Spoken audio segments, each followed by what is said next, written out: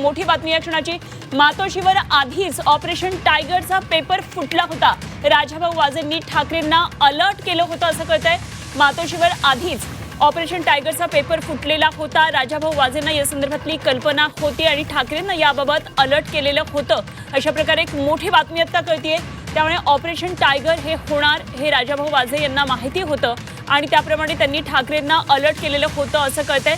योगेश खरे आमचे प्रतिनिधी आपल्याबरोबर जोडले गेलेले आहेत। आपण थेट माहिती त्यांच्याकडून जाणून घेऊया। योगेश, सगळ्यात मोठी बातमी सध्या झी 24 तासवर आपण दाखवतोय। ऑपरेशन टायगर ही गेल्या 2 ते 3 दिवसातली जरी प्रक्रिया असली तरी सुद्धा याबाबत राजाभाऊ वाजेंना कल्पना होती, ठाकरेंना अलर्ट केलं होतं असं कळतंय। मातोश्रीवर हा पेपर आधीच फुटला होता।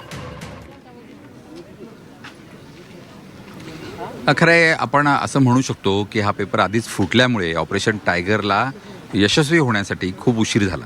आत्ताची जर परिस्थिती बघितली तर गेल्या 3-4 महिन्यांपासून ही सगळी प्रक्रिया सुरू होती।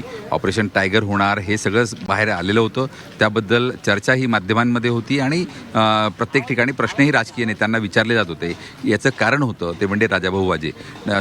नाशिकचे खासदार असलेले राजाभाऊ वाजे हे एकनिष्ठ शिवसेनेशी असल्यामुळे त्यांनी ज्यावेळेस त्यांना या पद्धतीची ऑफर आली त्याच वेळेस त्यांनी याबाबतची कुणकुण जी होती ती पक्षापर्यंत पोहोचवण्याचा प्रयत्न केला। आपल्या वडिलांना त्यांनी सांगितलं, त्यांचे वडील प्रकाशभाऊ वाजे जे आहेत ते शरद पवार यांच्या जवळचे आहेत आणि स्वतः राजाभाऊ वाजे यांनी सुद्धा मातोश्रीवर हा निरोप पोहोचवण्याचा प्रयत्न केला, मात्र ते शक्य झालं नाही।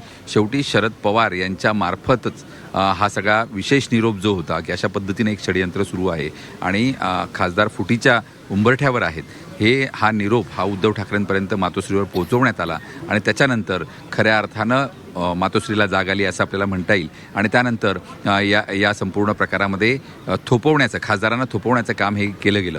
मध्यंतरीच्या काळात जर आपण बघितलं तर अनेक जणांनी सह्या ज्या होत्या त्या या कागदावर केलेल्या होत्या। 4 खासदारांच्या सह्या आत्तापर्यंत त्या ठिकाणी झाल्या होत्या। मागच्या वेळेस पण ज्यावेळेस माध्यमांमध्ये या बातम्या आल्या त्यावेळेस सुद्धा 4च खासदारांच्या सह्या झाल्या होत्या, 2 व्हायच्या बाकी होत्या। त्यानंतर एका खासदाराने सही केली, 5 झाल्यात, मात्र 6वा खासदार हा खूप आवश्यक होता। जोपर्यंत 6व्या खासदाराची साईन होणार नाही तोपर्यंत हे शक्य नव्हतं। त्यामुळे 6व्या खासदाराची फिल्डिंग ही जवळजवळ महिनाभरापासून लावण्यात आली आणि त्यानंतर अखेर शिंदे सेनेला यश आलं आणि आता पूर्णपणे ऑपरेशन टायगर हे आता आपल्याला या ठिकाणी झालेलं दिसतंय। मात्र या संपूर्ण जी काही याच्या मागची रणनीती उघड करण्याचं श्रेय आहे ते राजाभाऊ वाजे या खासदारांना जातं। अगदी, मात्र यावर मातोश्री काहीच करू शकली नाही असं म्हणावं लागेल का योगेश? कारण आता तर ऑपरेशन टायगर हे यशस्वी होताना दिसते। 6वा खासदार सुद्धा परवा दिवशी पहाटे गळायला लागला। जर ही कुणकुण आधीच होती तर पुन्हा एकदा मातोश्री हे सगळं थांबवण्यामध्ये खरं तर अयशस्वी झाली असं म्हणावं लागेल। खरंच असंच म्हणावं लागेल, कारण आपण जर बघितलं तर यामधल्या सुद्धा काही गोष्टी समोर येतात। ज्यावेळेस राजाभाऊ वाजे यांना हे कळालं त्यावेळेस मातोश्रीला म्हणजे उद्धव ठाकरे पक्षप्रमुखांपर्यंत पोहोचवण्यासाठी सुद्धा त्यांना खूप मेहनत घ्यावी लागली। ते पोहोचवू शकले नाहीत, कारण की त्या ठिकाणी पोहोचणं किंवा त्यांच्याशी संवाद साधणं हे त्यांच्यासाठी अवघड होत होतं आणि अखेर हे वेगळ्या मध्यस्थामार्फत म्हणजे शरद पवारांच्या मार्फत हे पोहोचवण्यास ठरलं। कारण की बऱ्याच वेळेस असं होतं की खासदार आमदार काही सांगतील ते नीटपणे ऐकून घेतलं जात नाही किंवा त्याच्यावर त्याची गंभीरता त्याने घेतलं जात नाही, असे या ठिकाणी आरोप अनेक वेळेस शिवसेनेमध्ये झालेले आहेत, ठाकरे गटाकडून झालेले आहेत आणि हे वारंवार आता आपल्याला समोर येताना दिसते। वाजे यांच्या प्रकरणात सुद्धा अशाच पद्धतीनं झालं आणि ते सुद्धा शरद पवारांथ्रू पोहोचल्यानंतर तरी थोडंफार गंभीरतेने घेण्यात आलं आणि मात्र आपण बघू शकतो कारण की यशस्वी ऑपरेशन झाल्यामुळे ते थोपवू शकले नाही, यशस्वी ही खासदारांची फूट थांबवू शकले नाही, हे स्पष्ट यामध्येच होतंय। एक कारण यामधला असमन्वय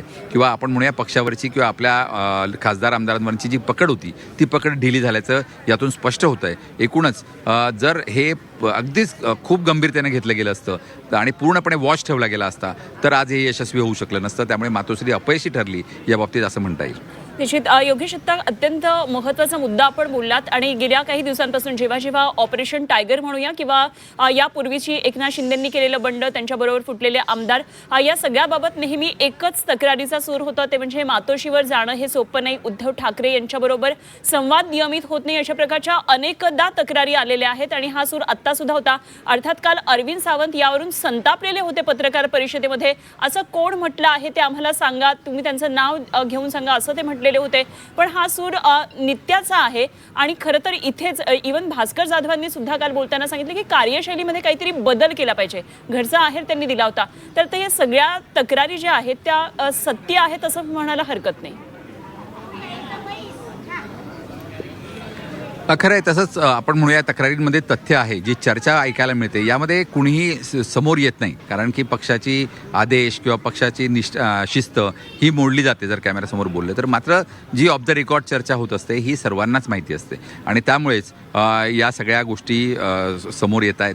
आपण जर बघितलं तर एखाद्या खासदाराला जर व्हॉइस नसेल किंवा खासदार अगदी थेट भेटून त्या ठिकाणी सांगू शकत नसेल किंवा ते गंभीरतेने घेतलं जात नसेल तर मात्र या बाबतीमध्ये खरंच असं म्हणावं लागेल की कार्यशैली किंवा कारभार जो काही चाललेला आहे तो बदलण्याची गरज आहे. अर्थात या सगळ्या मुद्द्यांची मातोश्री मध्ये चर्चा होईल किंवा ही सगळी चर्चा मातोश्रीपर्यंत निश्चितच पोहोचेल. जर वाजेंना आधीच याची कुणकुण लागलेली होती आणि ती मातोश्रीपर्यंत पोहोचवण्यासाठी शरद पवार यांच्या मध्यस्थीने जावं लागलं असेल तर निश्चितच हे अत्यंत गंभीर पक्षाच्या दृष्टीनं सुद्धा आहे. धन्यवाद योगेश दिलेल्या सगळ्या सविस्तर माहितीसाठी.